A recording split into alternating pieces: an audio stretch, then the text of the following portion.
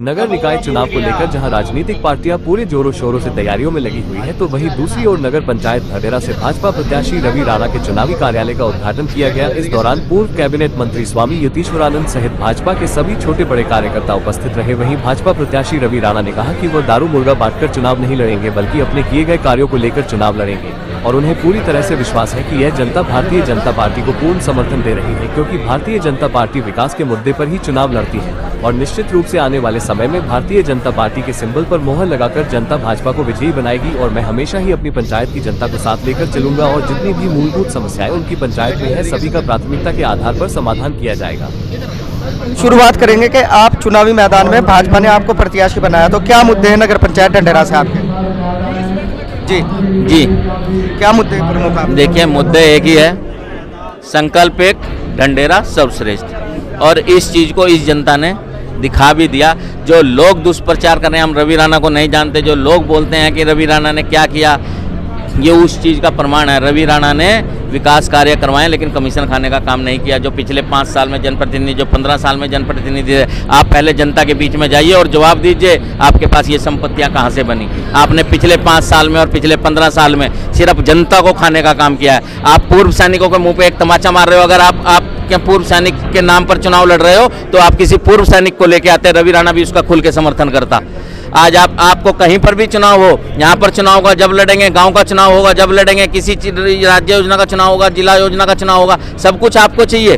आपको देखना पड़ेगा, आपको सोचना पड़ेगा। और जो उनके साथ लगे हुए लोग हैं वो सभी मेरे आदरणीय हैं। मैं उनसे भी कहता हूँ कि ऐसे लोगों से सावधान रहें।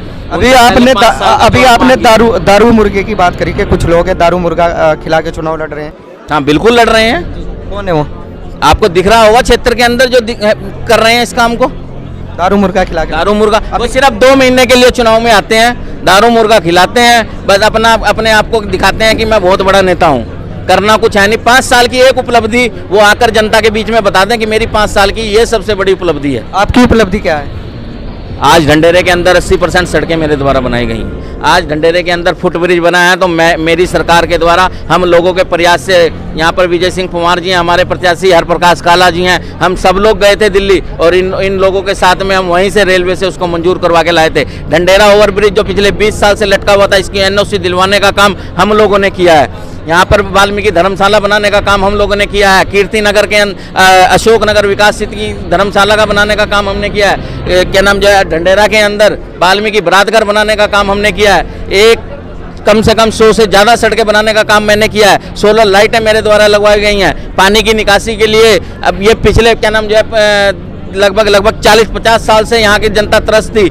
यहाँ पर लीज पर लैंड दिलवाकर दूसरे वाले तालाब की खुदाई करवाकर, वो तो राजनीति सिर्फ लोगों को तोड़ने जल भराव की मिलाप नगर में जल भराव की समस्या का स्थायी समाधान क्यों नहीं हो पाता है? आपने इतने सारे कार्य किए तो ये क्यों नहीं किया? आप आज देख रहे होंगे वहाँ की भी बहुत सारी जो जल निकासी का कार्य किया गया है। वहाँ पर एक लैंड नगर पंचायत को किराए पर दी गई है, उसके अंदर हो रहा है। और निश्चित तौर पर अगर ये जनता आशीर्वाद देगी तो आपको जो 1 साल के अंदर वहाँ का जो पानी निकासी है उसका भी आपको समाधान मिलेगा। क्या मानते हैं आप जीत दर्ज करेंगे? लेकिन निश्चित तौर पर प्रत्याशी जो लड़ता है, और मैं तो भारतीय जनता का प्रत्याशी हूँ। आज जो यहाँ पर जो लड़ाई है वो क्या नाम जो है